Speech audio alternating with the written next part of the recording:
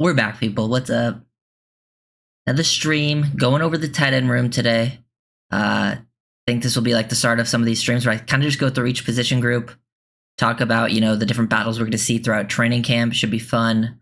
The tight end group's really intriguing to me. I think it's improved from last year, adding some new bodies, but and there's an interesting battle, I think, for that third tight end spot that could go in either direction, I feel like, at this point, because I think Jody Fortson and Julian Hill are very different players, and it should be exciting to see how that battle plays out, because I think it could go either way right now.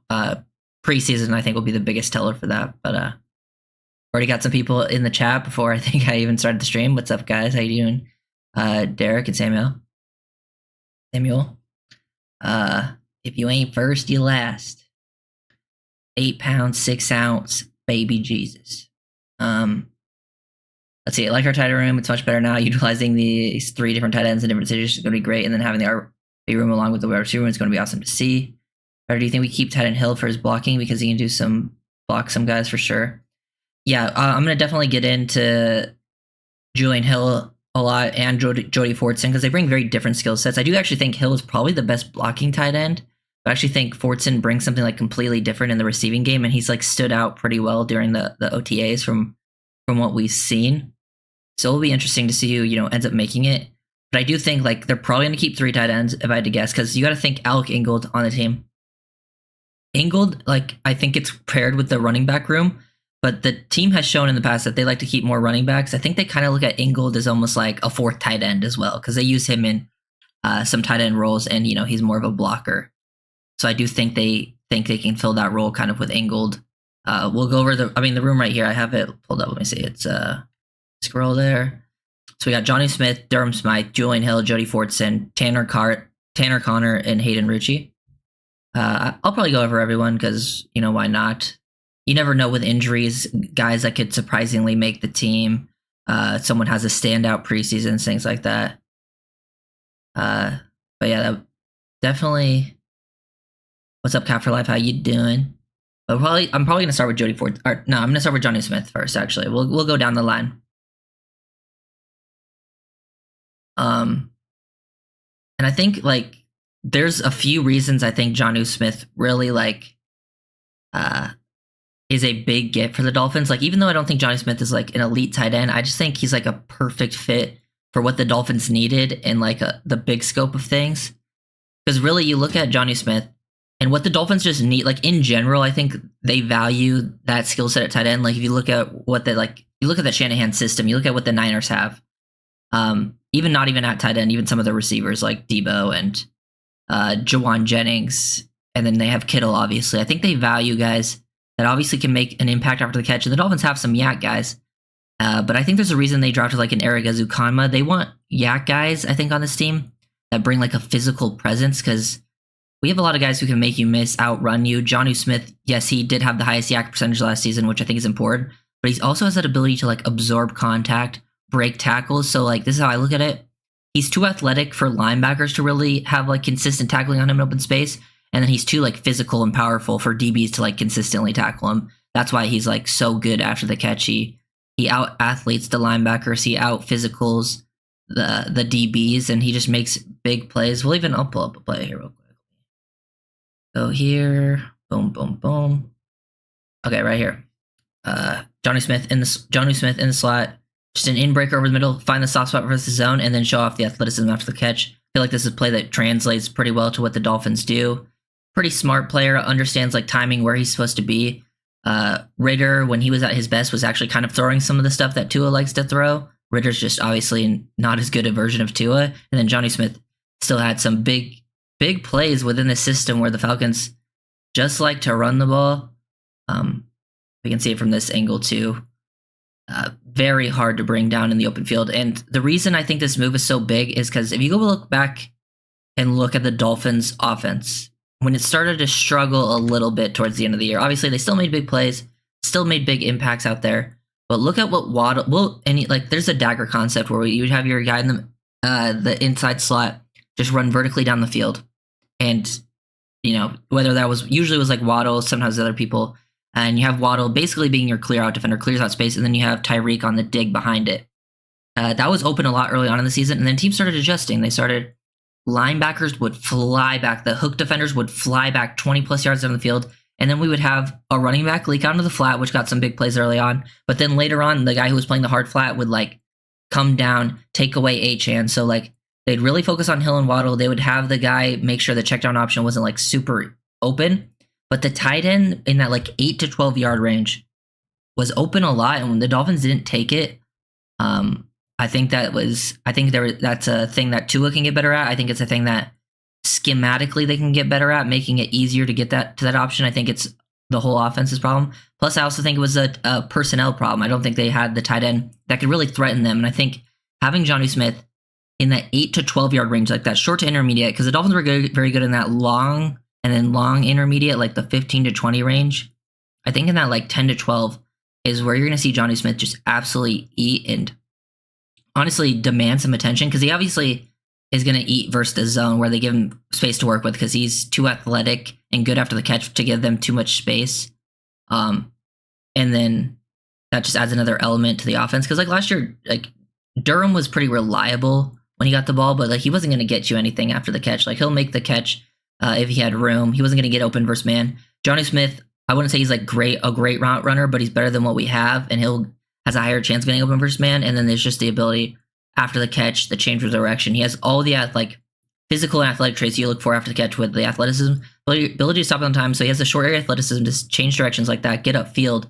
But then he also, as we can see, run through arm tackles, fall forward. He gets like the hidden yardages. I just feel like it's a move that's going underrated because he's not like an elite tight end. Like obviously you're looking for like a George Kittle type, but you're not going to find like an all-around player like that.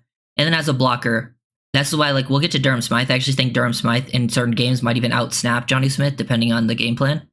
It's not like Jonnu is like the worst tight end blocker of all time, but I wouldn't say it's like his big strength. What's up, Grand? How you doing? Yeah, I would say a lot of the tight ends on the Dolphins roster are I think some of them can play every down. Like I don't like Jonnu, Durham, they can play every down, but they're not gonna excel in every down situations. Yeah. Just thinking, but is there any backup for Ingold? Technically, I would say the backup for Ingold is Tanner Connor, who's like the 5th tight end on the Dolphins roster. Connor, last year, they raised him up from the practice squad versus Washington. When Ingold came out, Connor came in as the fullback. Even Chris Brooks played some fullback snaps last year in that Giants, either the Giants or Panthers game. But Connor actually looked better at fullback. And we'll get to Connor, but I'm expecting Connor to probably be on the practice squad again. They've put him on the practice squad pretty much every year since he's been here. And potentially backup fullback teams aren't going to claim him. But yeah, I think that tight end room is going to be very big this season. Getting them more involved. They don't have like any big names or elite talent at the position, but I think Jonnu is just that perfect scheme fit. He's perfect scheme fit in like what they were going to do anyways, but also perfect in what they needed exactly where they struggled last year in that short intermediate. Like also, I think that's the thing with OBJ, because there was like 2 reasons they struggled. It was either on third downs, they would go cover 2 man and they would double team both Waddle and Tyreek. Now you had OBJ, they're going to struggle to cover as your third receiver in 101. So it just gives you more options there. And then I think just in general, like when you're facing zone on early downs, teams still put a heavy emphasis on the other receivers. But now if you have, a guy like Jonnu Smith just finding some soft spots versus zone, and he can actually threaten the defense when he gets the ball in his hands too. Because like we were giving the ball to Durham in some of those games, and he would get like good gains, but there wouldn't be any extra. And that's why I think, Jonnu Smith really stands out to me. As like, I think he's one of the most underrated pickups the Dolphins made. Like overall. So I'm a fan of that move. Like he was like the guy, I was like, oh yeah, that's the direction I would have gone if they weren't going to draft one. Because in the tight ends in the draft weren't that big. I do think, like after Bowers, it was pretty up and down. I'm glad they went, because they got Jonnu Smith fairly cheap. And now they can still go after tight end in the future. But right now, the room's improved from last year. We'll talk about Durham. I don't need to talk about Durham too much. I think, everyone has a pretty good understanding of what Durham is. But I do think Durham will still see a decent amount of playing time. He's a better blocker than Jonnu. He was reliable last year. He was in the right spots at the right time. Him and Tua built a little bit of a chemistry. And then I think, He showed reliable hands working the middle, took some hits. He just doesn't have the athleticism to, go out there, run routes at a high level or break tackles, get the yak. Like, he's a better fit in those areas than like Gesicki was. Gesicki's like Fortson is kind of your Gesicki replacement, but he's even like more athletic and he's like more of a fit than Gesicki was, because Gesicki really offers you nothing after the catch. While Fortson will if he stays on the team. Gesicki's like better at the catch point, like more of a basketball type guy, but Fortson has some of those strengths too, but I like his fit a little bit more, and we'll get into him too. But Smythe, I think he's a better fit as a tight end too. He was never a tight end one type player. And to me, like, him and Jonnu are both, like, Jonnu's kind of a low end tight end one or like high end tight end two. Durham's like a tight end two type, in my opinion. He gets the job done. He's a good scheme fit. When he's out there with Angled, they both do their job, understand where they're supposed to be. They offer some like good blocking versatility with like their alignment or the way you're allowed to move them, which I think is important within the Dolphins offense. You have to be able to, because there's multiple different tight end roles. There's, the Y, which is your basic inline guy, your F, the guy that's going to be like a big slot, which we'll see.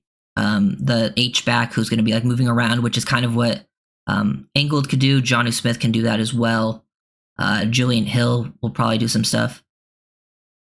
Signing was a huge upgrade in the tight end. He should definitely fix that area that was missing last year. Yeah, that's something that was desperately missing, especially the yak, because like people I think the Dolphins have like a huge yak team.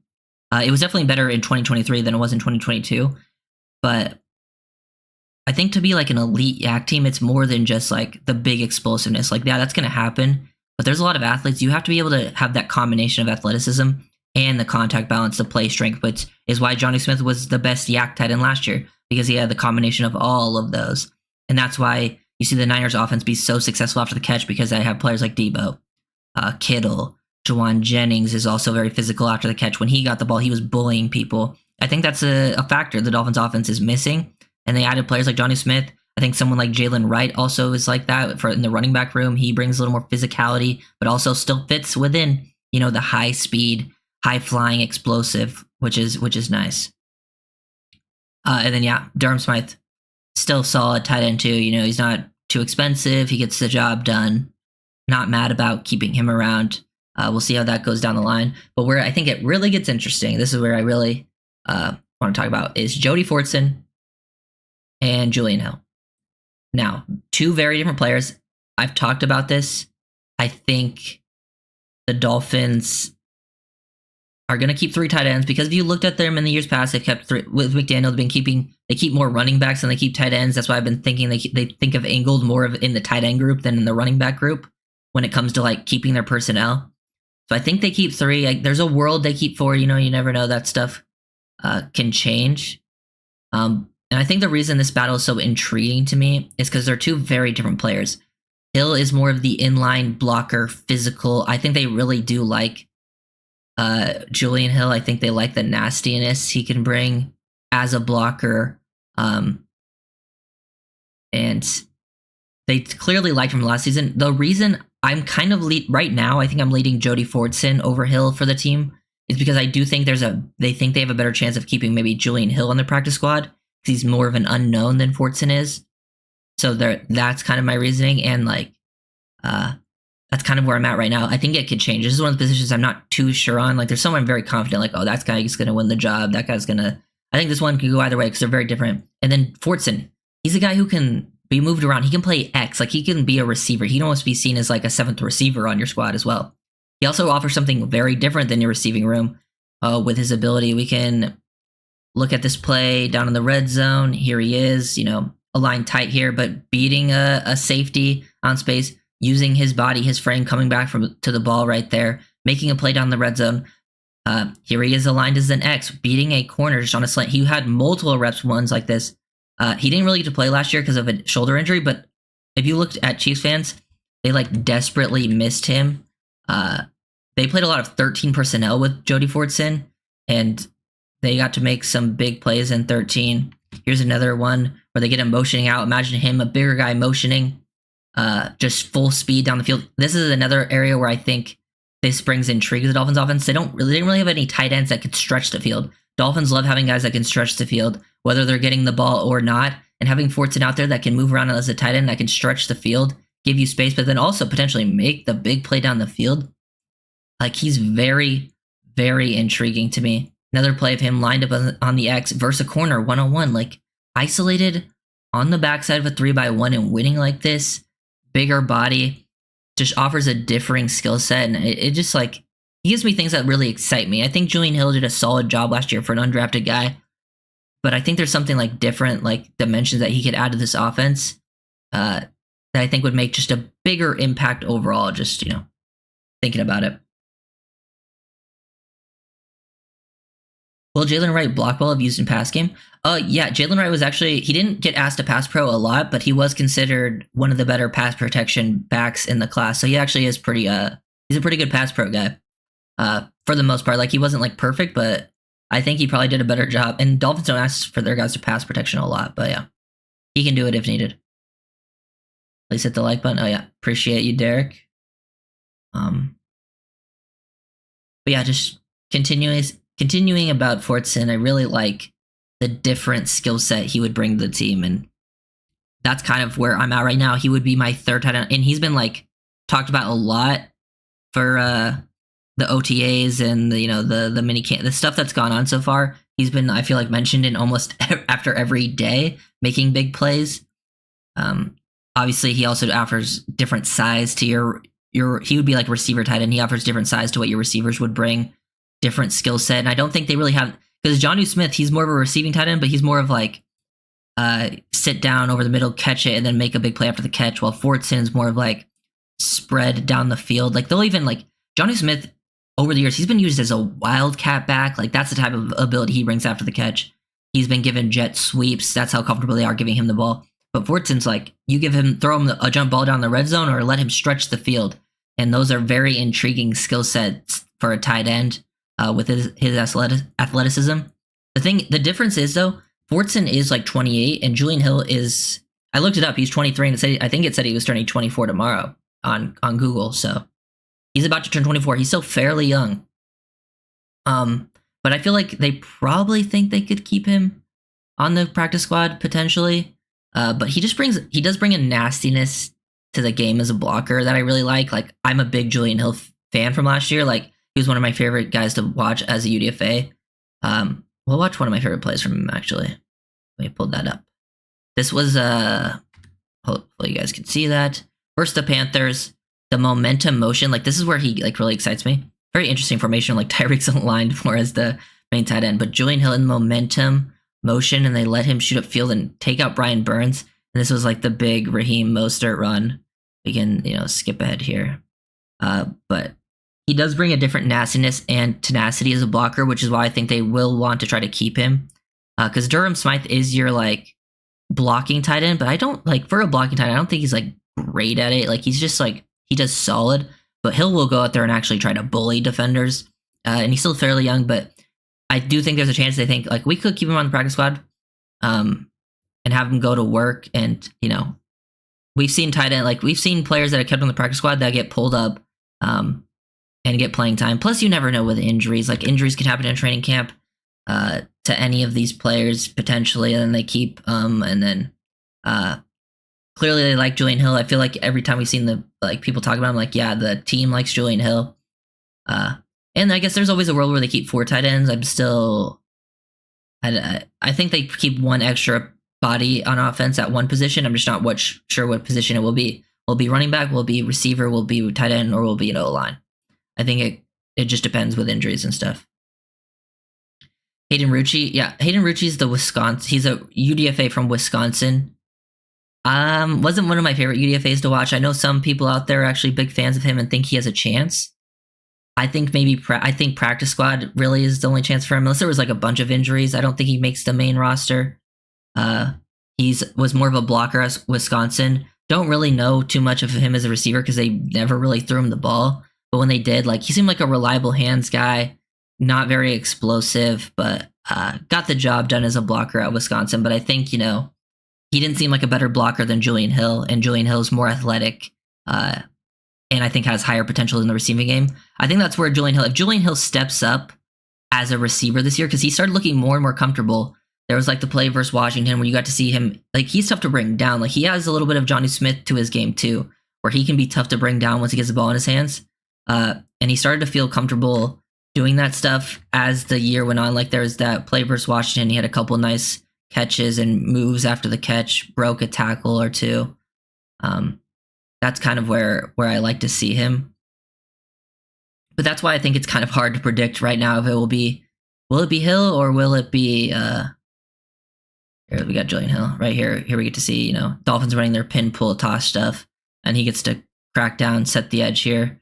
And he just does a good job sealing him off using his body, and this is, you know, one of Achan's long explosive runs. It's like that's why I'm having trouble like really nailing it down. Plus training camp and preseason will change everything. I think once I've watched the preseason and I've seen them play, then I think I'll have a better feel for it. But I do think it's leaning Fortson right now as the third guy. That's just my gut instinct.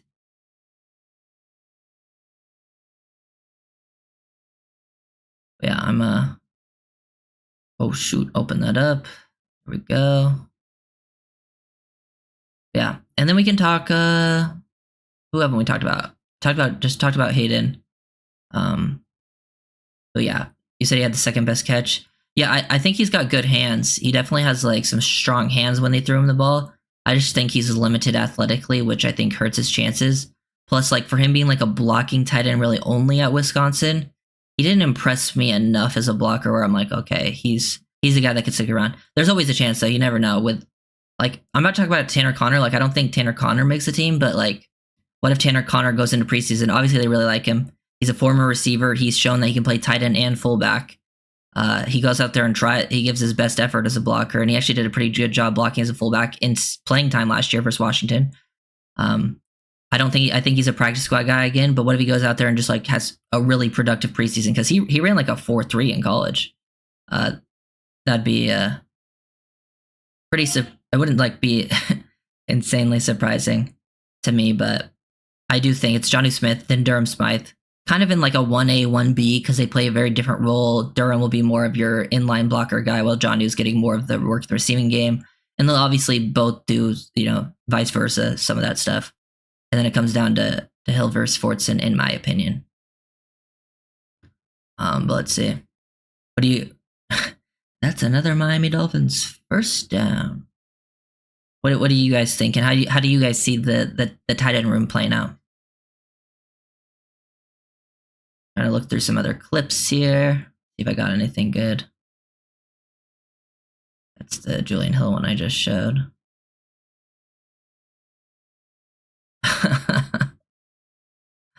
Did you guys hear that? That's funny.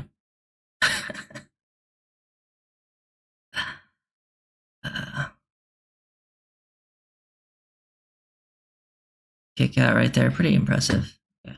I'm not even trying that. Why can't I see this? Crackback is a common Miami play. I bet Hill will be 3. Yeah, we definitely like to run a lot of the pin pull, crackback, the crack toss stuff. Definitely gives him a good chance. I think the Dolphins really do value blocking, which is why I do think, you know, I am kind of a little split on who becomes the third tight end. Plus, who knows if they keep the third or if they keep a fourth. But I think Fortson just offers a completely different skill set to that. Also, actually, kind of look at this play. So this was a return motion, right? This is a college play. Now, this is a play I saw on Twitter. Return motion back to like the same side crack toss. I saw this and I'm like, dude, this is something the Dolphins would totally run. They have like the motion across like it's gonna be jet sweep, but then you snap it before it happens, and then you pin pull down, tight end pins down, then you have these guys pull out, and you imagine you toss that to like whether it's Achan or one of your fast receivers. I could also see like I've just been thinking like, what are the Dolphins going to do new next year? And I'm just kind of using this play as an example, but you know how they have like the exit motion or the cheat out motion. Imagine like this guy's motioning out real quick, but instead of them like snapping it, after he takes a step or two, it's Tyreek and he just completely changes direction and then goes back to the inside and they snap it. What are they? Those like minor little adjustments. I feel like they're going to have like those types of things just to throw a little more misdirection into it. Just feels like a McDaniel thing to do. How do you think Miami will utilize tight ends? Well, I do think just talking about the team overall, I think when it comes to the tight end position, I expect him to be utilized a lot more in the past. Like Jonnu Smith's gonna get more work than any tight end has gotten so far for the Dolphins, specifically, in that intermediate range, getting to work after the catch. I think because the Dolphins have been a very heavy 21 personnel team, obviously playing 2 running backs. I still think that will be the case. I still think there'll be a 21 personnel team over a 12 personnel team, but I do think we might see a little bit more like 12, maybe even 13. Because last year there was times where they only had 2 tight ends, active. But something the Chiefs did, as I talked about earlier, was having if they have Fortson in as 13, because he can stretch the field like a receiver. I would be interested to see if they start doing some of that stuff.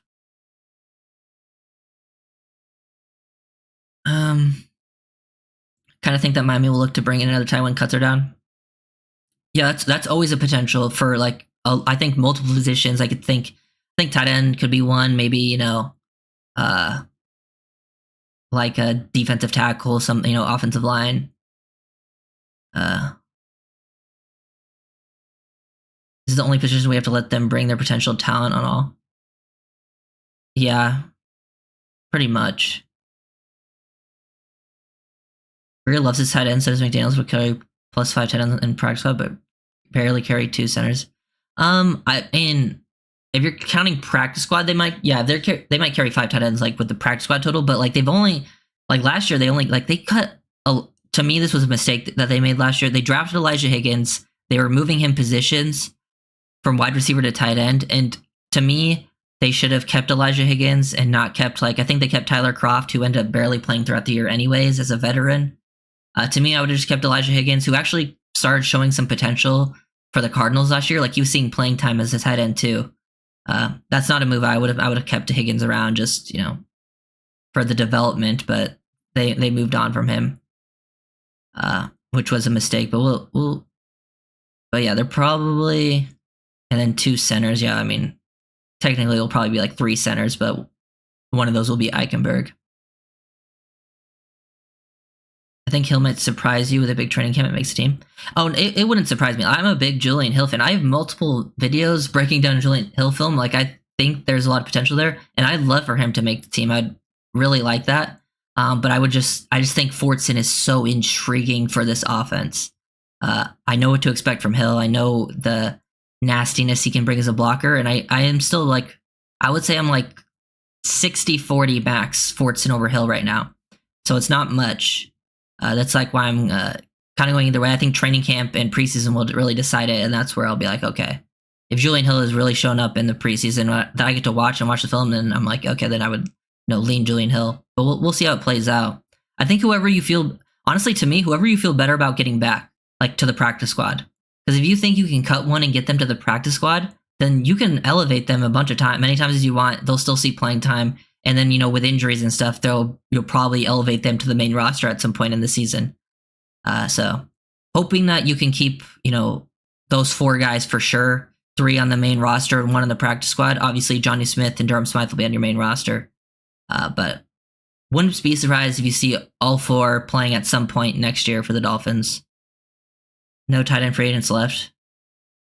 Yeah, I don't even know who. I think I looked at it the other day. Logan Thomas was the last one that was decent, and he signed with the Niners. But yeah, I think when they were talking about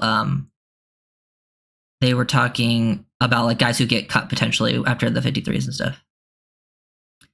Yeah, Higgins was picked up quickly by the Cards. Yeah, and they had the first waiver because they had the first pick last year. Any news, Patrick Paul, performance-wise? I haven't heard too much.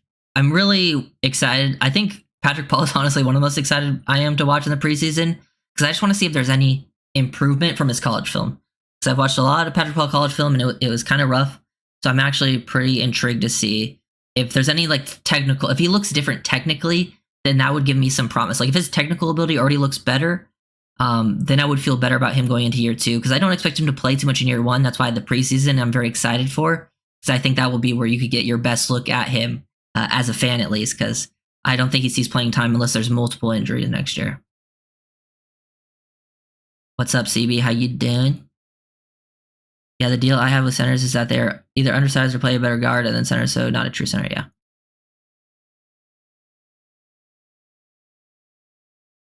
Tight ends playing long snapper.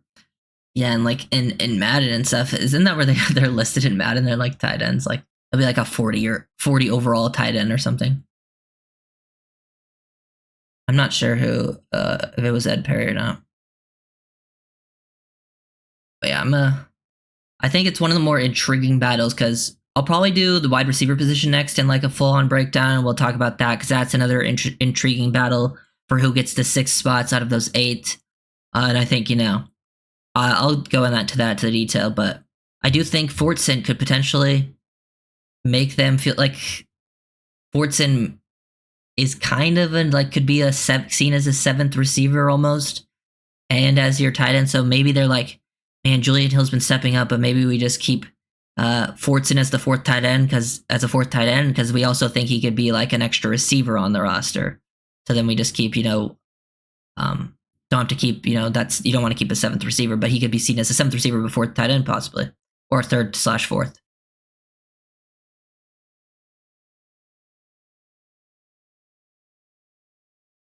Ryder, if we join your Ryder McConville YouTube membership, are there any perks we get?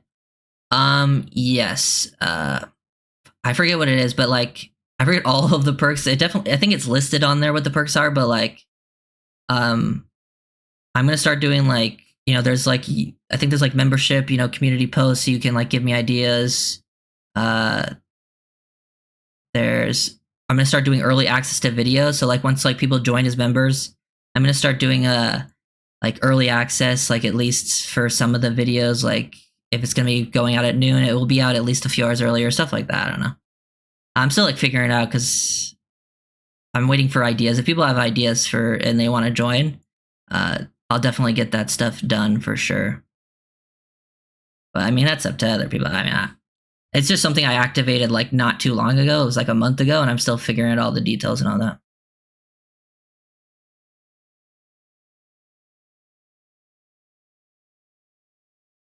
Or do we hear? We do hear a lot that this coach staff really do love the Saturn and that 10 and lip service, or is it true? I do think the Dolphins are actually very interested in both Julian Hill and Jody Fortson. I actually think the stuff we've been hearing about them, I think in the past it was about Julian Hill, and last year I think they clearly elevated him ahead of Elijah Higgins very early. I think that's kind of telling that they elevated a guy that was a UDFA over a drafted player very early in preseason. And then I think Fortson has just been standing out, so I think that definitely seems so.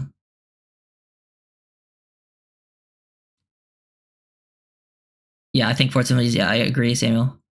Will you do interviews with current or past Dolphins players? The plan is I am planning to I don't know if it's going to be like current or past Dolphins players. I'm going to start reaching out to people that are at least within the industry and start doing more like dual streams, maybe, ask them questions. We go back and forth talking about Dolphins stuff. That's definitely the plan once we get closer to like season, because this is kind of like the dull time. So we're kind of just chilling right now before training camp. But once training camp comes up, we're going to start kicking it in overdrive, doing all that fun stuff.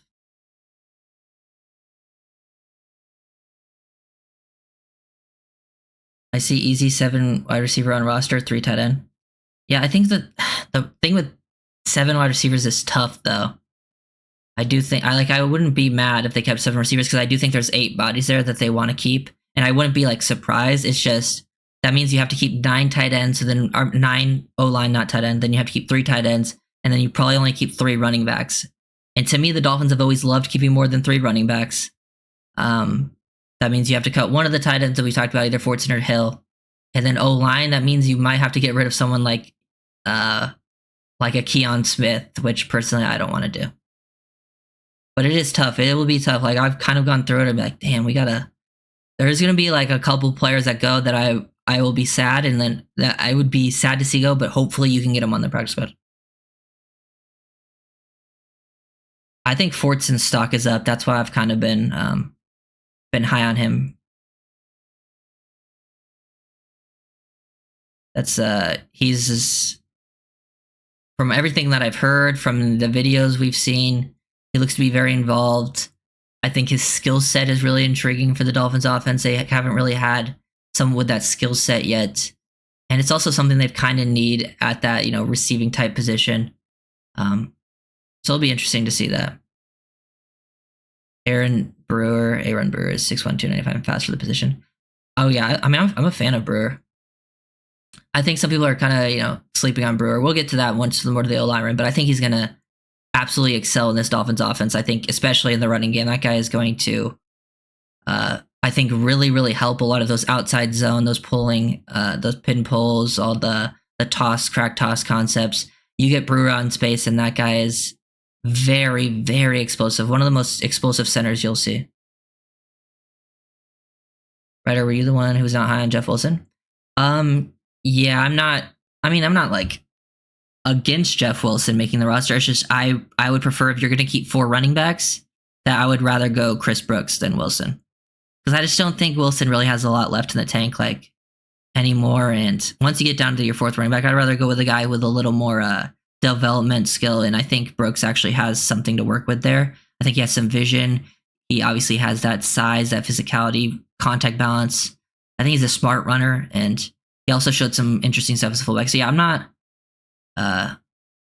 if Jeff Wilson, I also think you would probably save some money with cutting Jeff Wilson too. So to me, in that running back room, I would get rid of Savon Ahmed and Jeff Wilson. And then if you want to keep 3, then you try to get Brooks on the practice squad. And then obviously your top 3 are Mostert, Jalen Wright, and Achane.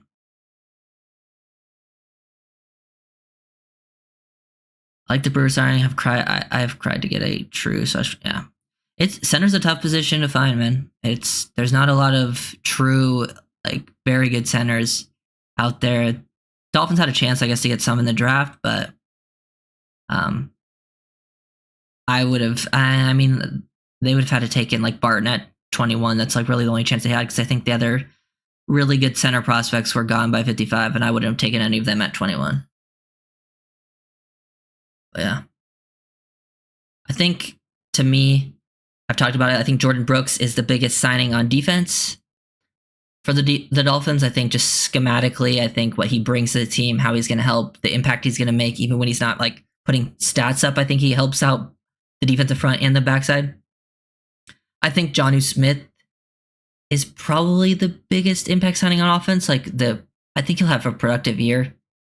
Especially, I feel like teams are really going to focus on Tyreek and Waddle, and Jonnu's going to eat over the middle. And I think when teams start respecting that more, it will actually start helping, maybe Reek and Waddle not getting doubled every single time. And I think OBJ will obviously help that type of situation, and the other receivers they drafted.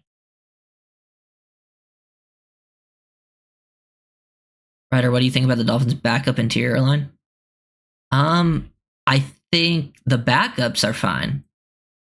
I think the thing is, who's the starters and who's the backups, I think whoever you have as the backups, I actually don't feel bad about them as backups. Whether it's Robert Jones as a backup, Liam as a backup, I actually think as backups, they're serviceable, That's actually not bad for backup offensive linemen. It could definitely be worse. But if those are your guys who are going to have to start consistently, that's where I have a problem with the interior O-line. I don't mind the depth of it. I just think after I think the starters aren't super high end. But I think the Dolphins feel comfortable. I think that's the position they think they can get the most out of schematically. They don't need the highest end talent. I think that's something take note of. Yeah, I think Jeff was hurt last year too. Jeff definitely didn't look as explosive. And if they keep Jeff, I won't be mad. It's not like as your 4th running back, it's not that big of a deal, and he can still be. I think Wilson's still a serviceable player. He's a high energy guy. Seems like a leader too, so that's always a positive. But I would rather, at your 4th running back, go with Brooks, who I think has, younger, more upside. Maybe you think you get him on the practice squad, but you have to think teams look heavily into preseason, and Brooks was kind of like the preseason standout last year for the Dolphins. Agree on Aaron Brewer takes and Brooks over Wilson. Drafting a line is never guaranteed. I'd rather have a veteran. I think it depends. Well, honestly, some O-lines are in the draft. I actually do think Graham Barton was, I'm not going to say a guarantee, but I do think he was a very high floor player. So he was a guy I would have felt pretty comfortable, safe taking. I feel like he's just going to be a consistent player for many years to come. does he ever become like an elite high-end one? That's where I think, the question lies, but I do think he'll be pretty solid. But O-line is just one of the hardest positions to find, man. It really is. And I feel pretty good about the Dolphins' tackles overall, like considering starters in depth. I think it's pretty good there. I think interior is where they're going to have some more question marks, but I do think that's where the Dolphins feel they can scheme that stuff away. Drafting I wish we could trade for a 7th-round pick, even though it's very unlikely. And yeah, that would be one. That would be cool to get like a pick for it. I've talked about it. It'd be like a Wilson or like a Barrios. If you can somehow get a pick for one of those guys, I think you trade them away because they're kind of on the outside, in my opinion, and I'd rather keep some younger guys in their place. Are you talking about Cedric, Nicholas? Yeah, I think Cedric was just a free agent, and they didn't re-sign him. Is Cedric still a free agent? I think he still is. Pretty sure he's still. I don't think he signed anywhere. But yeah, he was. They just had too many. They just wanted to make an upgrade at wide receiver 3. I don't think Cedric's a bad player. I just feel like they wanted a receiver like an Odell that can get more open versus man coverage, which obviously he brings. And then they drafted some guys like Malik and Taj, and Ezu Khanma's coming back healthy. And then you still have Craycraft and Barrios. It'll be an interesting battle out receiver, but kind of looking through here. Julian Hill. Let's see what this plays. He's with New. Oh, did he sign with the Saints? Actually, honestly, that kind of sounds like. Where does this play? Interesting. Okay.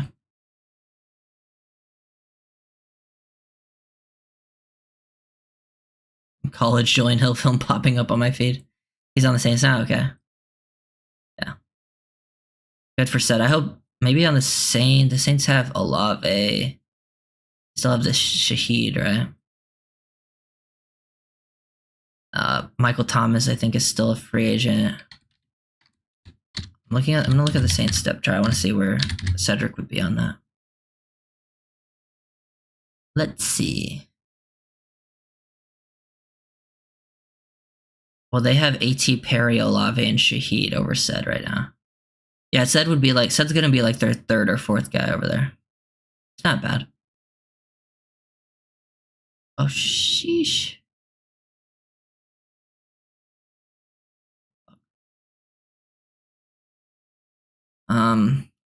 Let's see what they have them list on the depth chart here. They have Jonnu as the 1, Smythe as the 2. They have Hill. This is our lads. They have Julian Hill as the 3, Fortson as the 4th, and then they have Connor and Rucci as the 5th on the depth chart.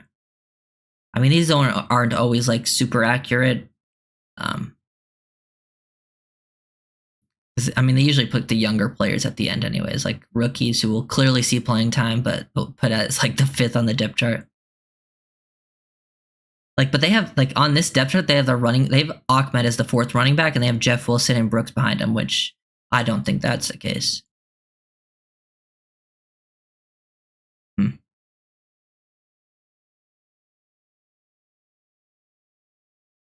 Okay. Yeah, I talked about it, the tight ends like I wanted to. Excited to see Jonnu Smith. I think he makes a big impact. Fits exactly what the Dolphins were just looking for in general, but also fits exactly, I think, what they were missing down the line that last season.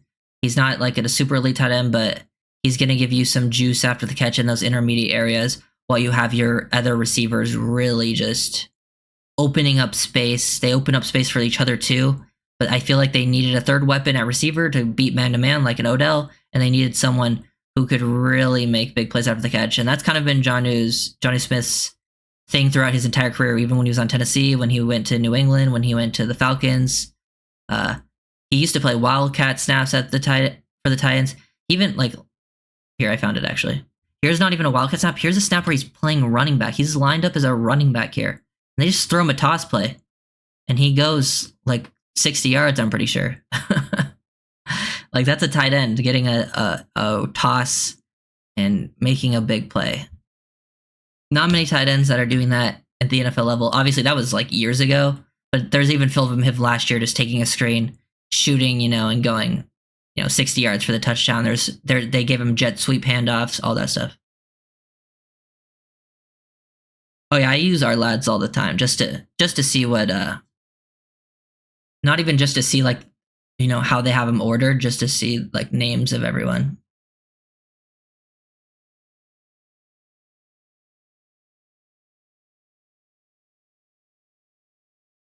I lost confidence in Connor after that drop versus Jets. Yeah, I mean, that was, if you're talking about Tanner Connor, I know what you're talking about. Yeah, that was years ago though. So, and I think that was like his first target or something, right? Or no, it was like his second target. He definitely looked a little skittish in those first couple games, but he hasn't gotten a target really since that first year. He's coming in and done some good blocking stuff, but I don't know if he'll ever be like a true impact player. Didn't realize it was Robert Jones' 4th year. Is it really only his 4th year? Still pretty young, yeah. Having Robert Jones as a backup guard, I think is pretty solid. 100% agree on the Jay Brooks signing. Don't think many of us fans understand which upgrade at linebackers. Brooks shined versus Seattle without Fins now have 2 instinctive linebackers. Yeah, they do, and I think that's definitely exciting to go into the linebacker room too, because I actually like the Anthony Walker signing too as like a 3rd guy. I think Long is super instinctive versus the run, and Brooks is. So you know how somebody asked about the PFF and Jordan Brooks grades, and I saw someone else mention that there was another linebacker that had super low coverage grades. It was like an NFL draft prospect for 2025, and but then you watch the film and his coverage was actually really good. But apparently, with how PFF grades linebackers, they only grade their coverage snaps when they're targeted, which is a very flawed way to actually grade linebackers. So that's why I think I don't always trust like this PFF specific grades. They have some good advanced stats, which what I think is PFF is very good for. But I think their grading system can be flawed.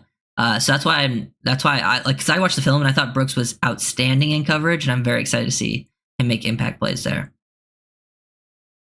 I thought Ahmed actually did well as their backup last year when Achane went out.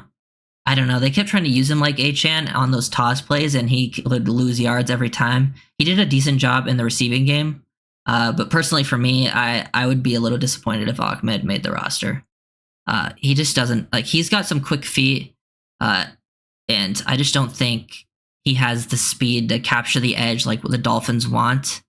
I don't think Brooks does either, or Wilson really, but I think if you're going to use any of those guys as the inside runner, I would rather go for a Brooks type than an Ahmed.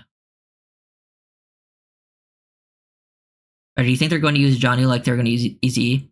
Well, I could see some snaps like that for sure. I think the Easy draft pick, I think, was a sign for what the Dolphins actually really want at those positions. I think Easy is more of like a Niners draft pick. Like, look what the Niners do on offense.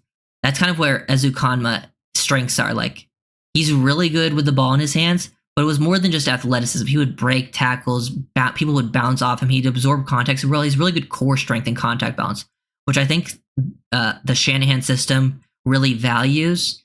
And I think the Dolphins didn't quite have that. Like, I think Waddle and Tyreek actually play pretty tough for their size, but their size will still limit them for how physical they can play. And I think Jonnu is like a sign of what they really else they want at the position. They don't need it like only like, but now they have both. They have guys who are super explosive, create big plays with their Waddles, their Tyreeks, their Achans, who can also break tackles, but they're not going to consistently, like, they're going to like run someone over. Like Easy could run someone over if he develops. The problem with Ezukanma is he needs more development as a true receiver when it comes to like route running, timing. He just needs to understand the system. If he could do that, I like his fit within the offense because he has the skill set they kind of want. That's why you bring in someone like Jonnu Smith at tight end, because he's exactly what they need with his tackle breaking ability.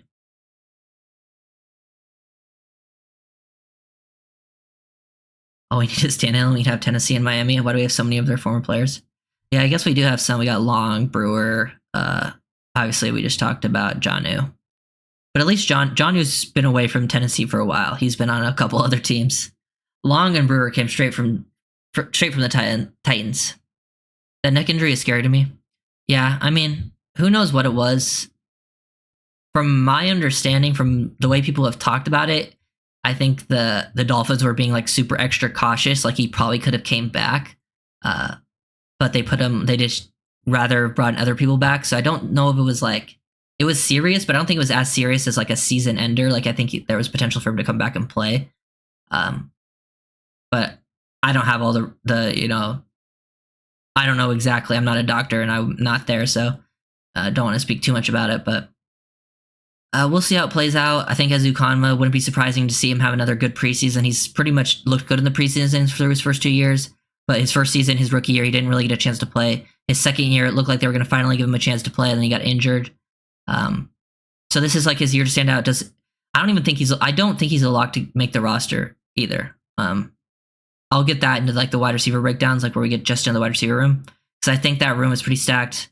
Obviously, you have your top three. I think Malik Washington makes the roster, and then the rest I think is like really could go in either direction. I think if Taj Washington stands out in training camp and preseason, they're going to want to keep him around. Because if you cut Taj, he probably gets claimed. I think Taj would get claimed very quickly, especially by like the Bears or something.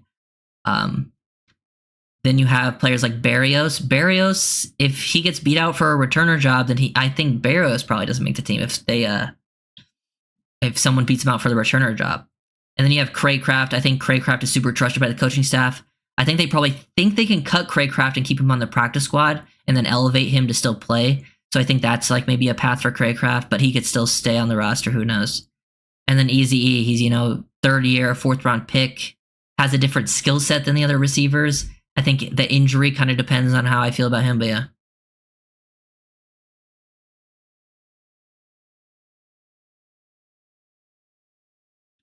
Oh God, those old tight end, Deion Sims. Oh my God, there's some old school tight ends. I remember Michael Agnew. Was not a fan of that move. Charles Clay is a legend. Oh, I think Taj definitely has a chance. I think he's like the type of player to like have a good training camp too, because he seems very smart. Like his film, when he's on film, he seems like a smart player, knows where to be, and we saw that slot fade from Tua to Taj, and that's one of Taj's like bread and butters. And he's like, if him and Tua build a connection, all he has to do is like literally be like, have a decent training camp. If you go to preseason and you're like one of those guys fighting for a roster spot, and you go to preseason and just have like one killer preseason game, you raise your chance of making that roster so much. Plus, he's also, I think one of these things like we've talked about is you got to think about, do you think the player will get claimed, right? The Dolphins cut some players last year like Elijah Higgins and Ryan Hayes, because they're 6th and 7th round picks, they thought they wouldn't get claimed. Both guys ended up getting claimed. Higgins got claimed very quickly, like first claim by the Cardinals. And I think Hayes got claimed, but he later got cut, and the Dolphins got him back on the practice squad. So we got Ryan Hayes back, the Michigan lineman. But you got to think, who's going to get claimed? I think Taj is like, Caleb Williams loves Taj Washington, and the Bears have a high claim. I think the Bears would 100% claim him, and it wouldn't be surprised me if multiple teams put a claim on Taj Washington, because teams just watched a ton of film on him. He's a late round draft pick, one of those guys you don't mind having on your team. So yeah.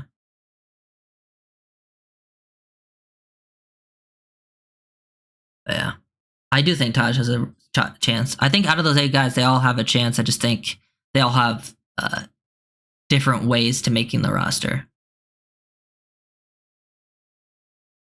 To me, it's like, I wouldn't be surprised if it ends up being like we've talked about it, like they trade away Barrios or cut Barrios, because with the new kickoff return rules, they feel more comfortable using other people. And then that would be 7. And then they maybe cut Craycraft because they think they can keep Craycraft on the practice squad under their other guys. Because they think maybe, Ezukanma, Taj, they're young. Scouts still have a good recollection of them. Ezukanma's had some good preseasons. Ezukanma probably gets claimed if he gets cut. I wouldn't be surprised if that's the way it really happens. I really thought Deion Sims was going to be a stud for us. Was it Deion Sims that had was he the tight end that had that one-handed catch versus like the Falcons or something? You guys remember what I'm talking about? I just remember there's like a floater. It was like from the 1 yard line or something, and he caught like a one-hander. Yeah, I definitely feel better about our receiving depth than last year. Like across the board, like receiving depth as a whole, because I think you got to think about it like this. I think if you keep Fortson, I think that makes your receiving depth better in the tight end room / your receiver room. Even if you keep Julian Hill, I think he'd probably improve as a receiver because he started showing some better stuff towards the end of the season. And I'm thinking all receivers right here. I'm thinking Jonnu Smith gives you a better receiver. I think Devon Achane is going to be a big receiving threat for the Dolphins this season. I think I'm going to do a video on Achane soon where it's just like all of his receiving threats. Thing I'm going to do, yeah, so I think Achane improves as a receiver and makes it like multiple plays in that area, and I think he is a receiving back anyways. And then I just think at the receiver room itself, you obviously still have Hill and Waddle. Obviously, it probably just comes down to health. I think even last year, like, Hill and Waddle were kind of banged up towards the end of the season, not even playing 100%, so hopefully they can stay healthy the whole season. I think Odell is a better third receiver than you had last year. I think it helps you beat man-to-man. And then anyone who knows, been watching, I'm a huge Malik Washington fan. I think he can even make an impact as a rookie. Craig Kraft, if he sticks around, he's a even depth guy. He understands the offense very well. Ezukama missed like all of last year, so just having him back would be, even better than last year. And then you added, you still have like a Taj Washington if he makes it. Barrios, who you had last year, you only really lost Cedric, and like Odell Beckham's an upgrade over Cedric, and then you had like Robbie Chosen, who to me wasn't really an impact player. I think you improved your depth there too with like Malik and stuff. Yeah. Friday we're doing film breakdowns when Agnew played. Oh yeah, I was not a fan of Michael Agnew. Not a fan.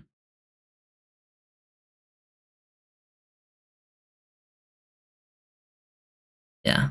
Long time ago, man. Some of these guys, Deion Sims. Trying to think of other players like that in that sort of era that were only there for a little bit, but you're like, oh, they have some promise. It's been a while though. Clay was probably the best of the bunch.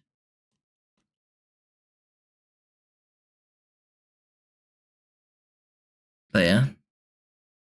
Nice. Any more questions, guys? Especially about the tight end room or just anything else, honestly. Oh, I guess we could talk about... I didn't really want to talk about Tua today because last stream I talked about Tua, but I did think you guys see the Kurt Warner stuff? Very interesting because Kurt Warner responded like a Greg Cosell tip saying he can't be more than that because his talent level doesn't allow that. And he said, you guys know I love you, but what does that mean? His talent of quick processing, anticipation, accuracy would make 90% of NFL QBs better, but we act as if he doesn't have the talent to be great. I think this is a good point to make because I think when people think of talent, they just think, and I think this goes for every player, not even specifically too. I think it just goes for a lot of positions. When people think of talent, sometimes they think of just like the physical and athletic traits, but like when it comes to QB play, processing, anticipation, accuracy are very important. And I think that would help elevate a lot of QBs. And yes, I think having some more physical traits would help elevate Tua, but I think it's the kind of thing that goes both ways, Yeah. And I also think Kurt did a good job also demonstrating like some of the things Tua needs to work on too. I think this is a good take by Kurt Warner doing some of like the things Tua, because Tua has some very elite traits. Like the things he does is like at the best, I think he does at the like as good as anyone, But then I think when it comes to like the, some of his shortcomings, there's things he can work on. And I think specifically he talked about getting to the second read, but it wasn't like how Kurt explained it. I think he did a good job when he talked about like the scheme could help him get to the second read. And it's not like Tua can't process, but I think it was like a combination of Tua really wanting to throw to his first read because his first read guys are so good. And then the scheme, I think, kind of limited him at times when getting to the second read. Plus, the offensive line, I think, also hurt him at times getting to the second read. So it was a combination of things, which I think was a fair point. But yeah. But it definitely it was funny to see people saying like the things. So like someone said he's slow and athletic, short with the pull up, and then Kurt's like this. People said the exact same things about me, and they're like, no, they didn't. Like I think Kurt Warner remembers what people said about him. I thought that was funny. Kurt Warner's breakdowns are really good. Yeah, I haven't watched a Kurt Warner breakdown in a while, but I used to watch a lot of his channel. Definitely good. Anthony Schwartz in the mix too. I don't think Anthony Schwartz is going to make it, personally. I love that Kurt Warner sees himself in Tua, gives me hope for his future. Yeah, they definitely have some similarities, and it's not like, and I don't think Kurt is sugarcoating it either. Like he even says like the things Tua needs to work on. If you watch his breakdowns, he's had some breakdowns that are very positive about Tua. He's had some breakdowns that were like, definitely criticizing Tua's game, and I think that's why I like Kurt Warner a lot, because he can be fair, and I think he shows a good understanding. I just feel like the comment section here got pretty negative. All right, of all the former players who do film breakdowns, who's your go-to guy? Former players, I do like Kurt. I like the QB school for QB stuff on YouTube. Who else does a ton of film breakdowns? Those are probably the ones I'm subscribed to. I do like if I see some breakdowns on YouTube, I'll watch it from former players. I watched like Bree's breakdown on Tua last year, which was pretty good. But I think Kurt and QB School do a pretty good job.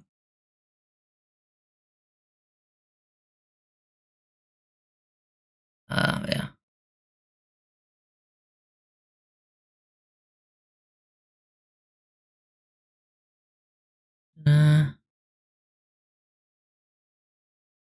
Ability to give quality compliments and the ability to get them.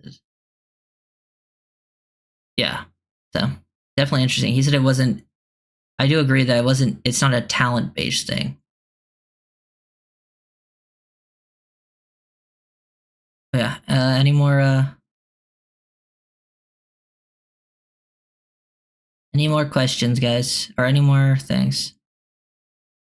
Oh yeah, Steve Smith's a good shot. I think Steve Smith's funny too. His breakdowns are entertaining. Hall of Famer Kurt Warner speaks for them the fundamentals of the position that every QB needs to be to win in the NFL. Yeah, I think what people don't understand is QB is one of those positions where I think you can play it at a high level in multiple different ways. You can be a Josh Allen who kind of plays, hero ball. But really, if you want to go back and look when Josh Allen looked at his best last season, it was towards the end of the year when he was just boom, get the ball, get it out quickly, make a smart decision, and then when it came down to it, then play some hero ball when he really needed to. I think it's a combination. Like you can perform well. There's the Mahomeses of the world. Some of the best quarterbacks of all time were limited physically, Not every QB is going to be like that. There's QBs who won't work that had all the physical talent, like who's a good example of that? Like Jamarcus Russell had some crazy physical talent, didn't work out. And then there's guys, who also were like coming into the league that were more limited physically that also didn't work out. I don't think it's just like one size fits all. It also depends where you end. It's also a lot of context missing to the situation, I think, where depending where you like end up,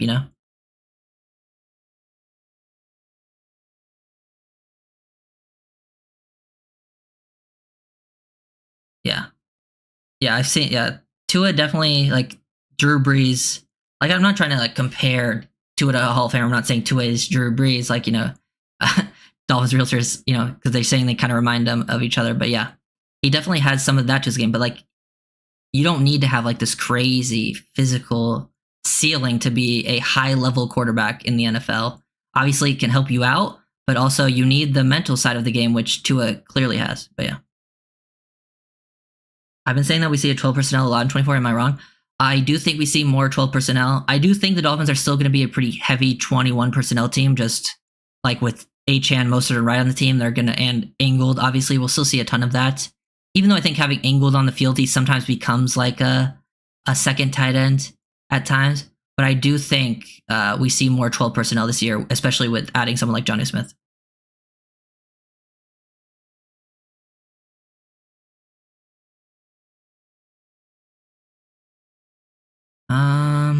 Let's see. Arm strength and mobility helps QB beat the better teams in the who went far in the playoffs last year. I mean, look who went far in the playoffs last year. Yeah, Jared Goff, Brock Purdy. Jared Goff, Brock Purdy, Baker Mayfield won a playoff game. Those guys don't have like crazy physical talent. Baker Mayfield has a decent arm, but he doesn't have like crazy mobility. You can like, I think last year's a good example of how you can win with both.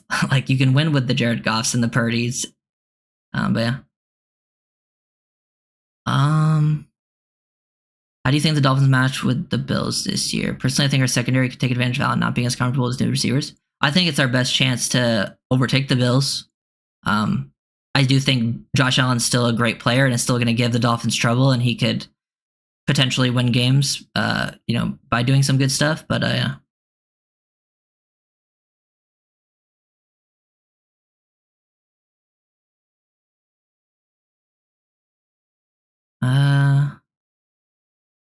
Or do you think Tua will play similar to the last season when he beat the Cardinals? And I see that due to Tua losing the weight. Yeah, I do think Tua will look more mobile this year. That you brought up the Cardinals game. I think that's kind of what you're hoping for. I definitely could see it. Definitely see it happening. But yeah.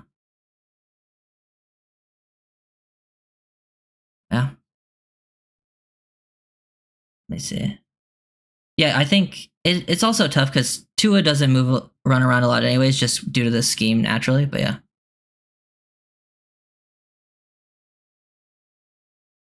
Yeah. I mean, Purdy and Tua are actually pretty similar type players, playing in the same system. They're asked to do a lot of the same stuff. Have some similar strengths and weaknesses, but yeah. Yeah, I think there was times last year where I do think Tua was most limited last year mobility-wise due to the weight gain, but I also think schematically he wasn't always put in the best spots to, really, go after the play.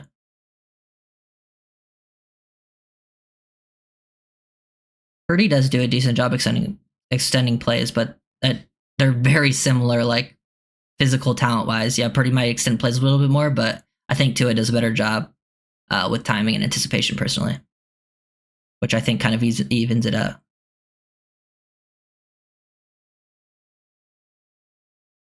Okay.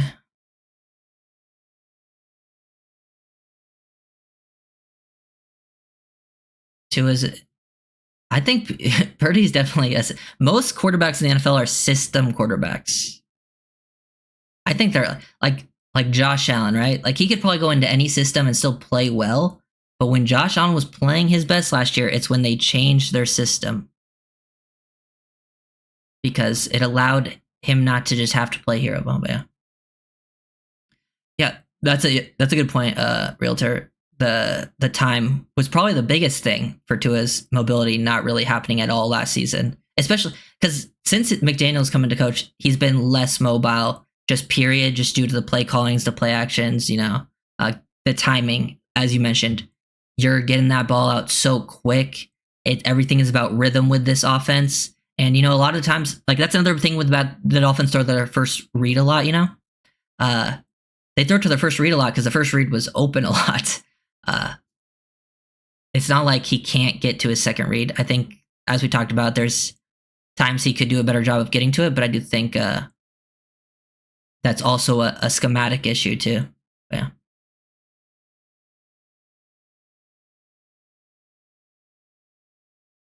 Yeah, that's fair, Samuel. And I think mechanics will help him too. But yeah, I think that's all I want to talk about. Talked about the tight ends a lot for like the first half, and then we start talking about random stuff. So, does anyone else want Skylar as QB2? I mean, if Skylar and Mike look similar, I would rather keep Skylar because he's cheaper. But yeah. Yeah, and the Connor injury definitely hurt the Dolphins offense a lot.